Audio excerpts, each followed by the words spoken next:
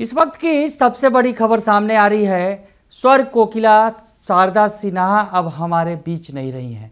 इस वक्त की सबसे बड़ी खबर है, दुखद खबर है, शारदा सिन्हा का निधन हो गया है। तो इस वक्त की जो खबर हम आपको बता रहे हैं, शारदा सिन्हा लगातार एम्स में भर्ती थी और उनकी तबीयत बिगड़ रही थी। पिछले दिनों जो खबर आई कि वो वेंटिलेटर पर चली गई थी और वेंटिलेटर के बाद आज अभी खबर आ रही है इस वक्त की सबसे बड़ी खबर कि छठ के आज पहले दिन, छठ का आज नहाय खाए है और छठ के गीतों को आवाज़ देने वाली शारदा सिन्हा अब हमारे बीच नहीं रही हैं। इस वक्त की सबसे बड़ी खबर आपको बता रहे हैं, एम्स में उन्होंने आखिरी सांस ली है। शारदा सिन्हा जिनके स्वास्थ्य पर सभी की नज़र थी, पीएम मोदी से लेकर सीएम नीतीश कुमार ने उनके स्वास्थ्य का हालचाल लिया था और लगातार जो है तमाम नेता भी वहां पहुंचकर हालचाल ले रहे थे। केंद्रीय मंत्री हों या फिर बिहार के तमाम जो मंत्री हैं वो भी पहुंच रहे थे और शारदा सिन्हा का हालचाल ले रहे थे। लेकिन इस वक्त की बड़ी खबर आ रही है, दुखद खबर आ रही है। लगातार वो ज़िंदगी और मौत के बीच जंग लड़ रही थी। तबीयत उनकी लगातार बिगड़ती चली जा रही थी। पहली बार लगभग 2 दिनों पहले खबर आई कि वो वेंटिलेटर पर चली गई हैं। हालांकि वो खबर गलत निकली थी, लेकिन कल वो वेंटिलेटर पर चली गई थी।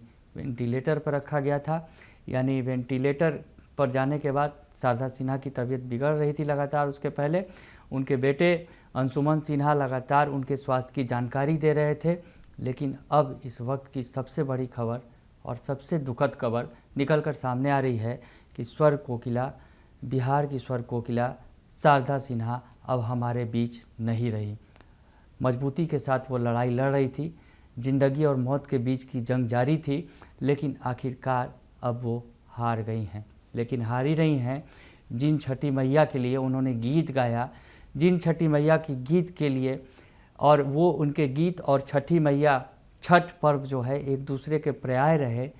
छठ पर्व यानी शारदा सिन्हा के गीत और शारदा सिन्हा के गीत यानी छठ पर्व, ये दोनों एक दूसरे के पर्याय रहे।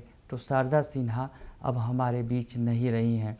छठ का मौका, अगर इसे कहें कि बिल्कुल आश्चर्यजनक तरीके से जिस छठ को उन्होंने बिहार ही नहीं, देश ही नहीं, दुनिया के अंदर फेमस कर दिया अपने गानों से, आज इस छठ के ही मौके पर, आज छठ का पहला दिन है, नहाय खाए का दिन है और आज इसी दिन उन्होंने आखिरी सांस ली है।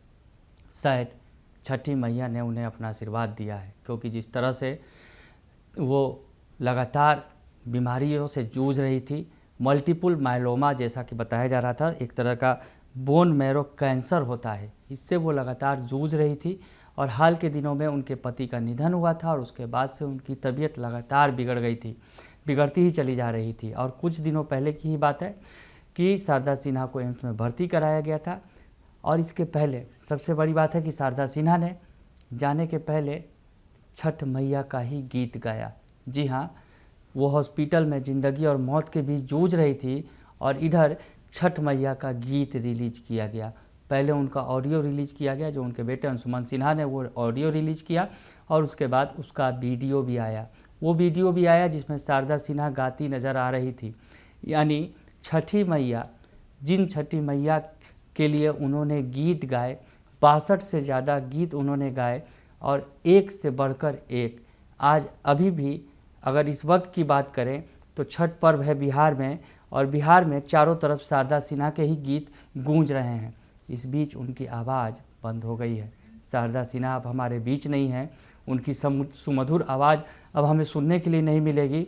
लेकिन शारदा सिन्हा के गीत अमर रहेंगे, छठ रहेगा और शारदा सिन्हा रहेंगी, शारदा सिन्हा की आवाज़ रहेगी। तो सत सत नमन है उन्हें हमें। इस वक्त की सबसे बड़ी खबर यही है कि शारदा सिन्हा अब हमारे बीच नहीं है।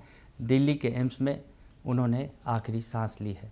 बने रहिए दर्श न्यूज़ के साथ, तमाम खबरों से आपको अपडेट रखेंगे। फिलहाल के लिए इतना ही, धन्यवाद।